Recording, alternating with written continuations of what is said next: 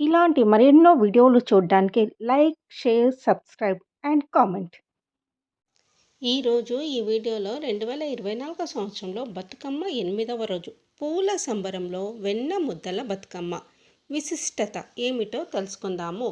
2024 సంవత్సరంలో అక్టోబర్ 9వ తేదీన బతుకమ్మ 8వ రోజు వెన్న ముద్దల బతుకమ్మ.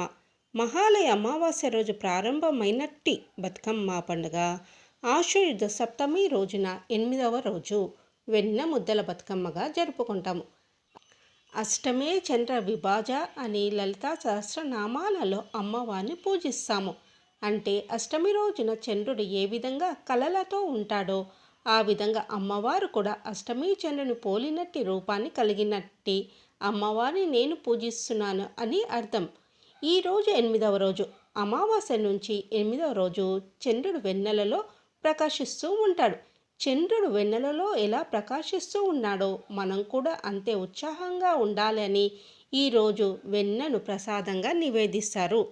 ఈరోజు తంగెడు, గూనుగు, చామంతి, గులాబీ, గడ్డి పువ్వు మొదలైన పువ్వులతో 8 అంతరాలను బతుకమ్మగా పేర్చి ఆటపాటలతో బతుకమ్మ ఆడి చెరువులో బతుకమ్మను నిమజ్జనం చేస్తారు.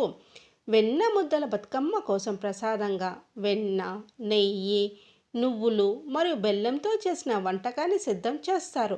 ఈరోజు వాయనంగా నువ్వులు, బెల్లం కలిపి ప్రసాదంగా ఇచ్చి పుచ్చుకుంటారు.